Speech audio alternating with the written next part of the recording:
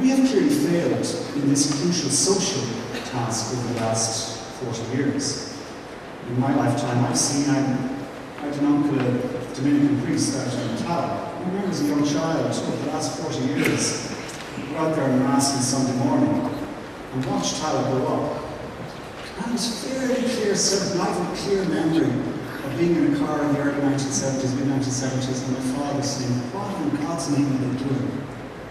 What are they doing that they're building all this housing and not putting in the other resources at the same time, not planning clearly? And it's a good question to ask. Why was it?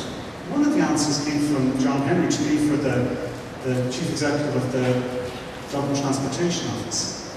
And he made one point which is true, I think was very good, and it says often there are unintended consequences of good intentions. And the site he gave the example, and that often leads, it just explains, we put in mindfulness to how we got where we were.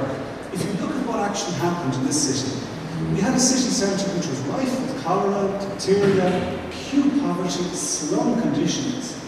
And the best intentions of people was, we've got to get people out of that difficult housing environment and into proper clean housing with space, fresh air. And that was a good intention. And that's how this city spread through Drumcondra to Kimmage, to Conan, to Churchtown, and it worked. Because you can cycle from Kimmage to town, from Churchtown to town.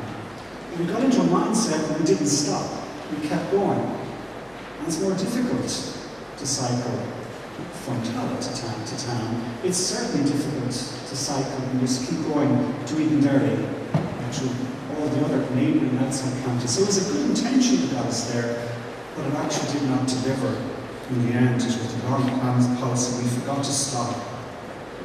There was also corruption in our planning system. That has had huge, incredible damage to our system.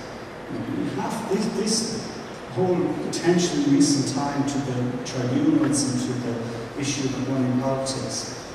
Behind it is a huge fundamental problem that there was corruption which came in to our political system and the planning system. And it is absolutely right for us, as torturous and as attractive as the tribunals have been, we need to learn the lesson to make sure that we do not allow corruption to affect the social design of our cities. But even taking that aside, there's another issue about the actual structures, I think, of local government that we need to change to make it possible for us to design a better social city where you drive less. And this is, I think, a very much longer issue in the state.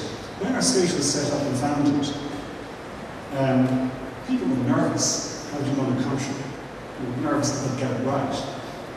I'm nervous, I suppose, that you had 2 or 3 tiers of authority. We had a ruling authority at the top, but there was the existing authority structure at the local authority level, which was a continuum from the previous regime. It hadn't changed. The ward that I used to represent at Dublin City Council, North Mines and North Gar, was still in the sense of questioning old unionist thinking, according to some people, I think, in the new centralised authority. There was an instinct in there, those at the very centre of authority. Why would I trust that older form of authority from the older regime? Why would I give them that? Why would I not take it back? And that's effectively what we've done over the last 7 to 8 years. Most famously in that most atrocious decision in the mid to late 70s, 77, in that Fianna Fáil government set up where we took away the wage space, took away the real sense of responsibility in local authorities. And in the absence of responsibility, in the absence of fundraising, of the real authority in terms of how you raise money, how you spend money, it's much easier for corruption to come in, I believe, in the areas where you do have it, in a few remaining areas around the zoning and so on. So we need to get our social city together, to get our planning city together. We need to go back and change our fundamental structures of authority to give local authorities real power, particularly in cities. And I'm looking forward to my colleague John Gormley doing that in local government form that will be regional program for government to give real authority back in political level, local authority level, so we start taking this development of a new social city which uses less energy seriously. I'm tight on time, so I won't continue. I could go into each of them. If there's 4 maxims, as I see it: driving less, eating better, wasting less, being energy clever, spend. I mean, this conference is useful if you look at the program for today. It's very apt because it is looking at food. It is looking at building structure. It is looking at the political side. So I think today's conference is actually doing it. I'll briefly mention one or two thoughts on each of those. Eating less or better, I put in because 28% of our emissions are coming from agriculture as a country. So it's the way where we have to change. And part of that is we have to look and see, a lot of it is in our meat and dairy industries, very large livestock herds. Is there ways that we can eat less of such products and help our emissions and also help our health? And the doctors say it to us. There's no, I'm not saying ban anything or stop anything, but just in general, as a principle, that if we move towards a slightly different diet, it's better for us. But also, I suppose, a concept of eating better in terms of where do we get our food from? I have an allotment in the city, a few lucky ones. I applied a number of years ago to donate down a small patch of land, but I think it's fantastic. Because I get out and take, and I enjoy that. It's healthy, it makes me think about local food. So when we start thinking in the urban environment, the way Italian cities do, that you can actually start bringing local projects back into cities. So eating better is just one, and that's just one example maybe of ways in which we can design our cities to achieve that goal. Wasting less. Similarly, we're starting to see new technologies evolve quite quickly, which allow us to use less resources and not necessarily have to turn to such a route as burn the outcome of what we use.